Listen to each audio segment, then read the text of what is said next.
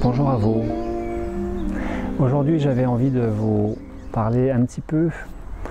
de ce qui est amené aussi à être lâché du fait de la pause alimentaire, détoxination sur le plan physique, des conditionnements sur le plan des schémas limitants, psycho-émotionnels, qui peuvent obscurcir, qui peuvent teinter et fausser un minimum la perception de la réalité et en conséquence de quoi un véritable déploiement en conscience et liberté, véritable liberté de ce potentiel à se déployer, à se réaliser dans sa vie. Donc j'avais envie de vous parler de ce qui est amené parfois à être connecté et lâché, qui est le fameux doudou. L'objet de transition, l'objet du transfert affectif que constitue le doudou, et dont nous aurions tendance a priori à penser qu'il concerne que la petite enfance. Bien sûr, la petite enfance, mais c'est peut-être moins connu, moins fréquent, et pour autant, ça concerne aussi certaines personnes. A priori, certaines femmes, je ne sais pas, peut-être il y a des hommes qui se cachent dans leur relation à un doudou caché aussi, et qui n'en parlent pas, mais qui peuvent aussi avoir un objet de transfert affectif que l'on appelle le doudou. Et pourquoi cette thématique aujourd'hui? Eh bien, parce que j'ai été assez interpellé par un mail tout récent d'une personne, d'une femme, une quarantaine d'années, qui s'est inscrit à un stage de pause alimentaire et qui vient prochainement en pause alimentaire, et qui m'a demandé si, en plus de savoir si elle devait apporter des draps, de l'eau pour s'hydrater, et quelle eau, s'il y avait de l'eau sur place, s'il y avait des magasins sur place, et bien sûr, elle m'a demandé s'il était possible qu'elle apporte son doudou. Bien évidemment qu'elle peut apporter son doudou, ça ne gêne personne. Et si ça lui fait du bien de l'apporter, eh bien il n'y a aucun souci. Donc il y a cette personne qui est une femme qui m'a posé cette question, et dans un des stages réalisés cette année en 2018, il y a eu un participant, un homme d'une cinquantaine d'années, qui dans ce stage a donné, dans le cadre d'un atelier créé tout récemment cette année, qui s'est mis en place cette année, que j'appelle le giveaway, donc donner et partir, donner qui permet de partir, quelque part boucler la boucle, quelque part tourner des pages pour mieux continuer son chemin, et au sens symbolique, couper des cordons avec ce à quoi nous tenions particulièrement et qui peut-être nous freiner dans notre élan, dans notre déploiement, et qui peut aller jusqu'à une certaine dépendance, au sens propre ou au sens figuré, plus ou moins avérée, plus ou moins présente. Et donc, ce participant a donné, dans le cadre de ce stage et de cet atelier rituel du giveaway, comme objet auquel il tenait particulièrement, eh bien, son doudou. Son doudou qu'il avait gardé depuis toujours, un petit ourson de la taille d'une main, et qui, coïncidence troublante, que nous pourrions traduire plus légitimement synchronicité, heureuse synchronicité, magnifique synchronicité, placée par la vie,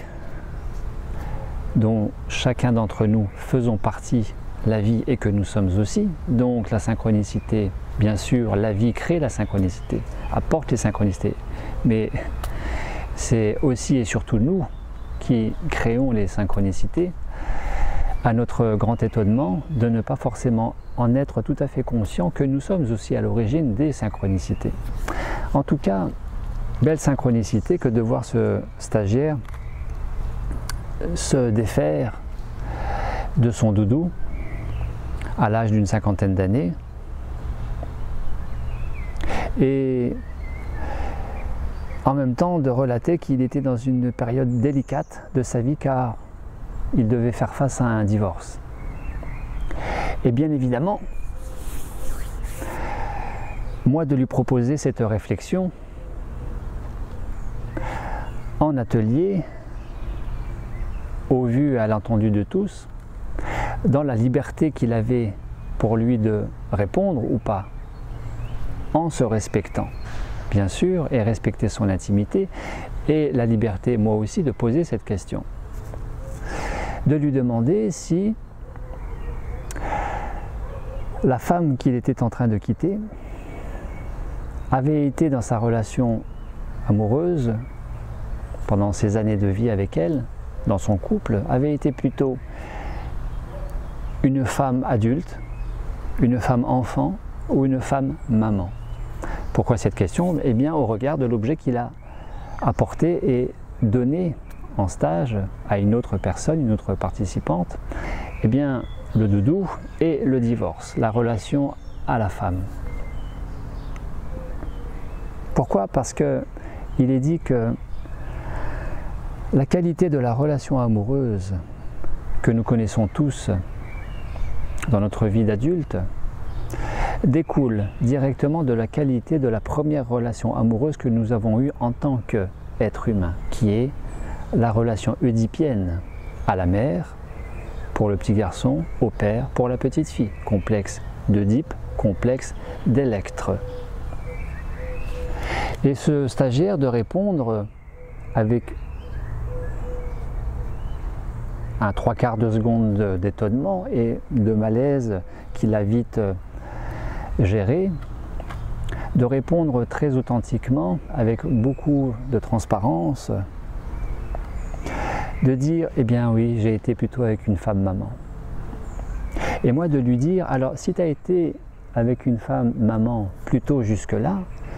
est-ce que toi-même, en tant qu'homme, dans cette relation amoureuse, tu étais plutôt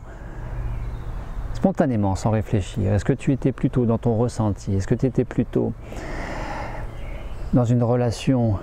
à cette femme maman, plutôt en tant qu'homme adulte, homme enfant ou homme papa, fonction parentale à une petite fille? Évidemment, la réponse ne pouvait pas être, troisième réponse possible, l'homme papa, puisqu'il n'était pas avec une femme enfant, mais plutôt avec une femme maman. Et lui de répondre tout aussi honnêtement, de dire qu'il avait été plutôt dans une relation d'enfant, de petit garçon avec une femme maman. Voilà cette magnifique synchronicité qui lui aura permis, grâce aussi à son cheminement personnel avant de venir à ce stage, et aussi dans ce stage de 2 semaines qu'il a réalisé cette année, en immersion totale, dans un groupe, dans le Cantal, qui lui aura permis aussi d'envisager peut-être plus sereinement le fait de tourner cette page avec cette relation de homme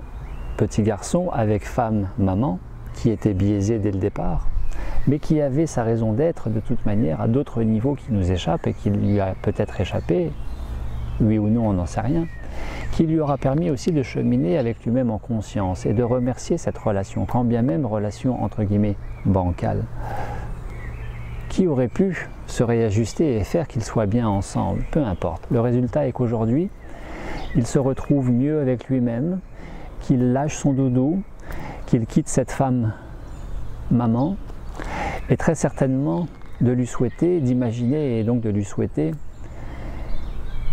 qu'il va vers une nouvelle vie dans sa relation amoureuse, davantage en tant qu'homme adulte avec une femme adulte. En tout cas, c'est ce que je lui ai souhaité.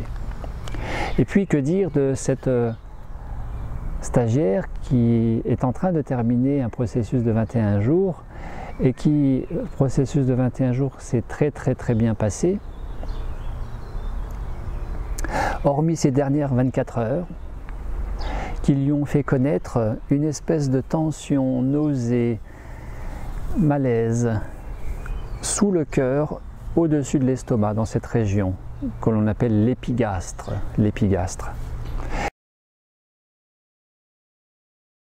et puis d'explorer cette région en approche psychosomatique, et donc avec l'hypothèse qu'un vécu non conscientisé, avec une charge émotionnelle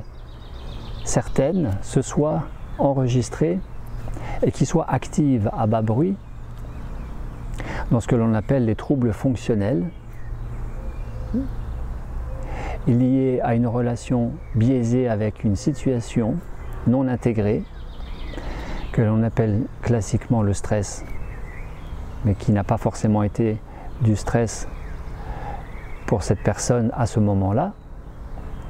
parce que d'être dans une très grande capacité résiliente et donc de s'adapter à ce qu'elle a vécu et qui était enregistré en elle ici, et qui, dans le processus évolutif, peut évoluer jusqu'à un trouble fonctionnel lié au stress, et qui peut évoluer jusqu'à un processus évolutif d'un trouble émotionnel à un trouble fonctionnel, et de ce trouble fonctionnel pouvant évoluer jusqu'à un trouble lésionnel et relevant alors d'une prise en charge médicale et ou chirurgicale. Par exemple, ulcère d'estomac, par exemple, hernie hiatale, par exemple, hyperacidité de l'estomac, par exemple, colopathie fonctionnelle, par exemple, syndrome solaire, d'après le plexus solaire, et que syndrome solaire traduit, dans une approche médicale et officielle, entre guillemets, un dérèglement émotionnel, avec un fond d'anxiété. Et donc, cette jeune femme, qui a 41 ans aujourd'hui, de me dire, en explorant cette région et ce symptôme de l'inconfort, ici, digestif, respiratoire, de mettre en évidence le vécu de la petite enfance qu'elle a connu dans un relationnel parental non reconnaissant, non aimant, non valorisant. C'est-à-dire, pour elle, petite fille, d'avoir été un petit peu mise de côté, qu'on ne l'a pas considérée, qu'on ne l'a pas reconnue, valorisée, traduit par des marques d'affection. Et elle, d'enregistrer ce vécu dans cette région, et du fait de cette pause alimentaire, de favoriser le lâcher-prise au travers de la pause alimentaire, de la détoxination et du déconditionnement, de favoriser l'émergence de cette mémoire et de la lâcher. Et elle, en explorant tout ça ce matin ensemble, de témoigner qu'en parallèle de ça, elle faisait le lien évident pour elle, qu'elle a, entre guillemets, pour elle, d'après ses mots, traîné toute sa vie son doudou. Et qu'aujourd'hui, elle a encore son doudou à 41 ans, et qu'elle sait s'en détacher, mais quand bien même il est toujours avec elle, elle sait s'en détacher, c'est-à-dire qu'elle sait ne plus dormir avec, mais il est toujours avec elle dans sa valise quand elle part en voyage. C'est une femme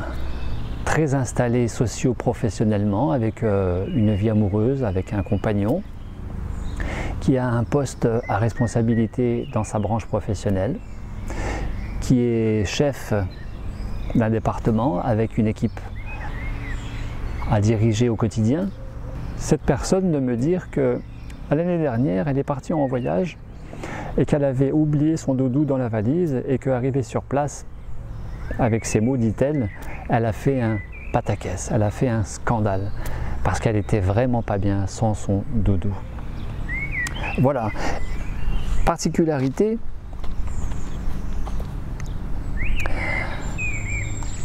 hormis cette stagiaire, cette première stagiaire qui ne va arriver que prochainement en stage, ce stagiaire homme qui a lâché son doudou, et cette stagiaire femme qui a toujours son doudou, mais qu'elle sait s'en détacher, s'en démarquer un minimum en ne dormant plus avec et de le laisser dans la valise, mais au moins de l'avoir avec elle partout où elle va. Fait particulier et à corréler directement avec cette relation de transfert affectif au travers d'un objet qui est le doudou, eh bien, ces deux personnes ont connu une relation excessive, parce que compensatrice, compensation émotionnelle affective, à la nourriture. Et d'être dans une relative dépendance à la nourriture. Cette stagiaire femme qui a été jusqu'à son premier processus de 21 jours, aujourd'hui elle termine son deuxième processus, a été dans une relation très compensatrice, c'est-à-dire que dès qu'elle était dans un remous émotionnel, quelle que soit l'émotion, elle se jetait sur la nourriture, plutôt la junk food, plutôt le tout et n'importe quoi, tendance sucrée, puisque le sucre c'est aussi l'association inconsciente, parfois consciente mais inconsciente aussi, d'une certaine relation de douceur, de tendresse et donc de substitut affectif par le sucre à la nourriture et à soi. Voilà 3 cas de figure concernant le transfert, l'objet de transition affective, le doudou, et qui dans le cadre d'une relation à la nourriture plus saine, plus équilibrée, plus libre et plus consciente, il est amené à la plupart des personnes concernées par ce doudou, quand il persiste dans sa vie adulte, jusque dans sa vie adulte, il est amené à être lâché, ce qui revient à couper le cordon. Je vous invite à voir ou revoir cette série de 3 vidéos sur un véritable sevrage qu'offre la pause alimentaire, un processus classique de 21 jours, ou de 14, ou de 7, ou de 3, ou de une journée par semaine de pause alimentaire à votre rythme. Ce qui est aussi la vocation de la pause alimentaire que de réaliser un sevrage de trop de relations dépendantes, compensatrices et donc limitantes à la nourriture et limitantes quant à un véritable et plein déploiement de son individualité libre, conscient et heureux en pleine santé au présent, pouvant ainsi se réaliser d'autant mieux dans sa vie. En remerciant la fonction de ce doudou qui aura été très utile jusqu'à aujourd'hui et que doudou, pouvant être sous différentes formes possibles, autant la peluche que trop de télévision, que trop de travail, que trop de tabac, que trop d'alcool, que trop d'achats compulsifs, que trop de sexe, que trop de jeux informatiques, j'entends, que trop de fréquentation au casino jusqu'au point de prendre le risque de s'endetter, ne sont que des indices d'un désalignement plus ou moins prononcé avec soi-même, traduisant la déconnexion de la tête qui pense avec le corps qui ressent, et que l'objet d'une pause alimentaire est d'abord et avant tout de reconnecter le haut qui pense avec le bas qui ressent, l'ensemble psychosomatique pour une meilleure cohérence, pertinence au présent et de se nourrir de ce présent. Merci à vous, à très bientôt.